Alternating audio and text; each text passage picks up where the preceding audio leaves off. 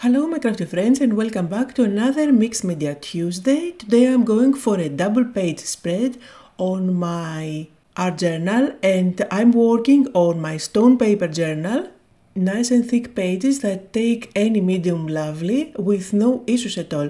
So I'm going to start by adding some acrylic paint for my background and I'm going to play with the Cosmos collection today by Stamperia.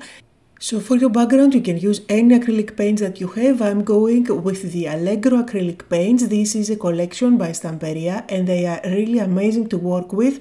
If you haven't tried them, check them out. They have a huge range of colors and the good thing is that for every one of their collections they handpick 6 colors to give us a pack, which makes it really easy to try them out if you don't have any in your stash. So from the Cosmos pack I picked Blue Aviation and Prussian Blue, which are two of my favorite blue shades, and of course you can get them separately if you want. Now I'm going to apply them with this sponge dabber. This is really fun for many techniques. Basically it is best to use this if you want to apply acrylic paint over a stencil. However, I'm just going to use this to apply my acrylic paint over my pages, and this way I will not end up with any brush strokes. You will see that everything is going to be nicely blended. I do spray some water from time to time just to help that paint move easier and blend better. And another thing that you can do is to dab on top of the page, just like I showed you previously, just in case you want to have a completely different effect. It's really up to you. However, I'm going for the blended look for now. This is going to be my first layer and you will see that it's going to look completely different at the end. I will repeat the same process on the other page as well, blending the two colors directly on top of my page. These two colors together create a lovely background, and of course you can definitely use brush to apply the color on your background. Just wanted to show you a completely different technique. By the way, those sponge dabbers, you don't throw them away after you use them, just dip them in a jar of water and wash them at the end. You will see that you will be able to use them again and again. The next step is to make sure that these two pages are completely dry. I'm using my heat gun here and notice that although I did add lots of paint and lots of water, nothing is warped. The page is completely flat. And of course it didn't go through the page on the other side. I have no bleeding at all. Now let's make the background look more interesting. I'm going to add a visual texture with my brayer. So here I'm using the darker shade of blue that I have on my background and I'm going over the page. I absolutely love this look. You can do that with white if you like, which is going to bring more light into a background. However, I'm going for a kind of a starry night today of a background, so that's why I'm going darker. Now you will see here that I will apply more than I actually need. No problem at all, don't worry about it, there are no mistakes in our journaling. You can definitely go back with the lighter color and repeat the same process on top of it, and you see it fixes any issues. Just keep in mind that acrylic paint is your friend when it comes to art journaling. It can cover up any mistakes. Now let's go ahead and do some stamping. I'm using a stamp set from the same Cosmos collection and I will be using this long one with the text as well as the round one just to give some visual texture. I always like to have some text and some circles on my background, not sure why, but in any case I tend to go for those designs. Now you can use a stamping block, however, this is going to make your life difficult just because this is a bulky journal. You cannot get a very good impression. If you use it directly with your fingers, you will find that you get a better control of your stamp. Now the truth is that this is black on top of a dark background and you cannot see a lot.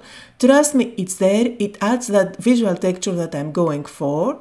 And I'm going to zoom in for you so you can see better how it looks.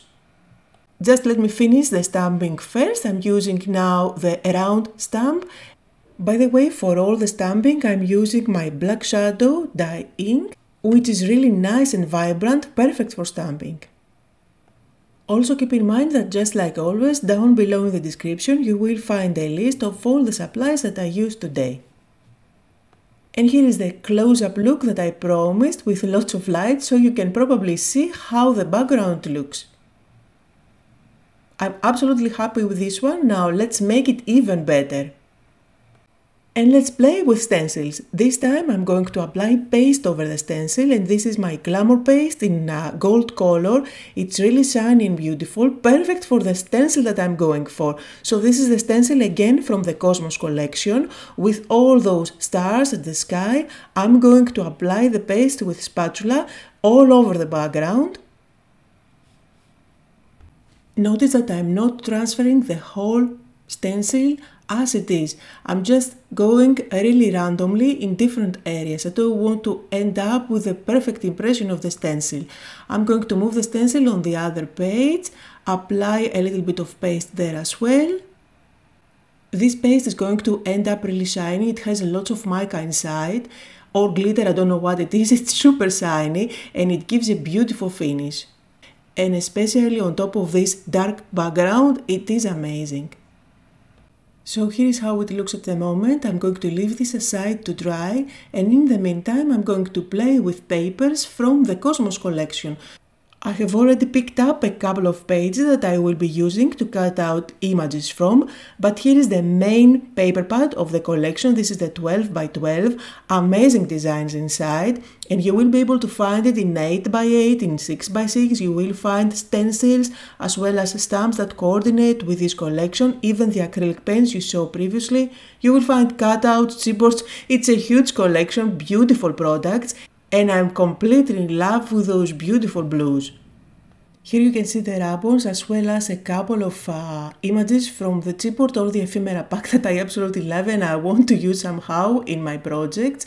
Anyway, I'm going to put those aside and you can go ahead and check them out. You will find links down below to everything. So from these bigger pages, these are from the 12 by 12 paper pad, I'm going to cut out squares.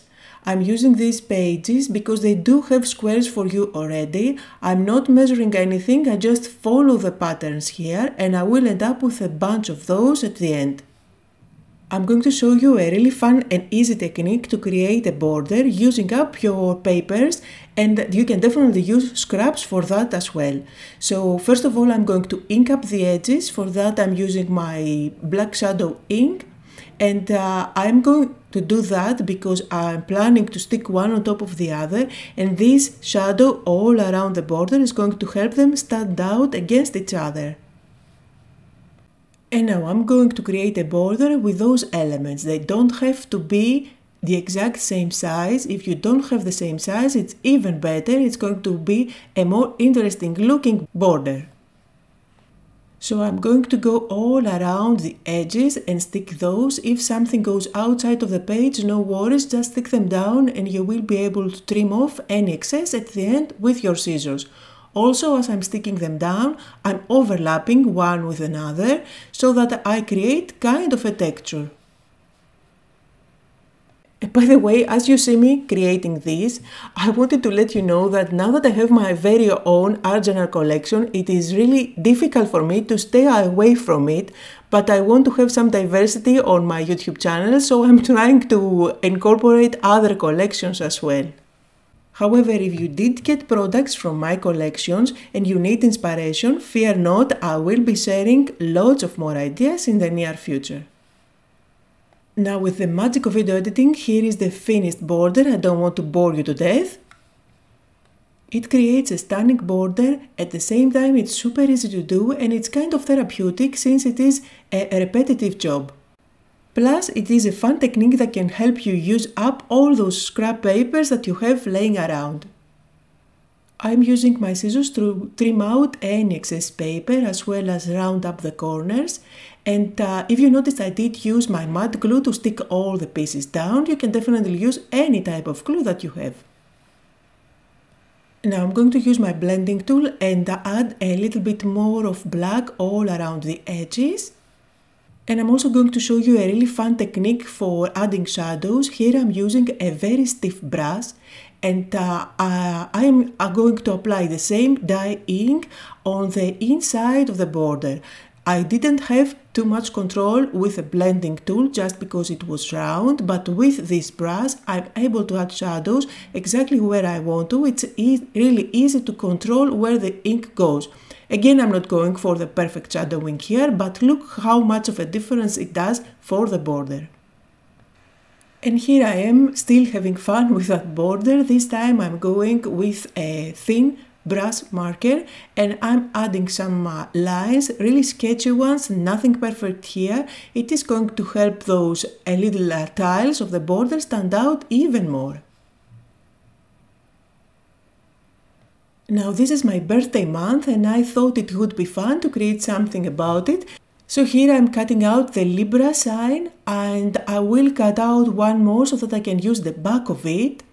In the collectible pad you will find every one of the signs so you can use your own. From this pad I also cut out the moon, the sun as well as the compass. And now it's time to put together my composition. Before I stick down all the cutouts, I'm going to ink up the edges just like I did with the tiles for the border. This is going to help every cutout to come together nicely as well as help it stand out against each other. There are so many elements that you can cut out from the paper pads or the collectible pad to use as your focal point in such a background. I just go with these ones, so I'm creating my composition here. I'm sticking everything down with my glue and notice that I never go all the way to the edges just in case I want to add something extra on the composition. There are also available ribbons, there are also available cutouts for you if you don't like to fuzzy cut. I chose to go just with the paper pads. Again here I'm using my brush, adding some shadows all around the cutouts. And notice the difference that this shadowing makes. It really adds some depth and dimension on those cutouts. Now I definitely have a lot of blank space on my page to add a bigger quote, however I decided to go with smaller ones. So I'm going to pick one from this page, which I'm going to trim down. This one says, "Never stop looking up." By the way, my neighbor's dog is outside at the yard and is barking. I hope this doesn't bother you. I am going to cut this in two little strips and I'm going to stick it up at where the moon and the sun is.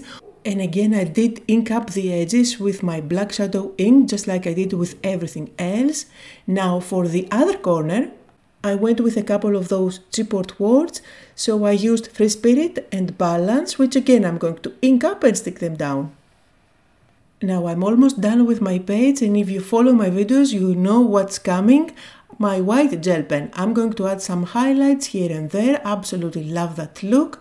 I'm not thinking anything here, I'm just doodling all around the border, the cutouts, just adding some white highlights without having in mind where the light may be or things like that.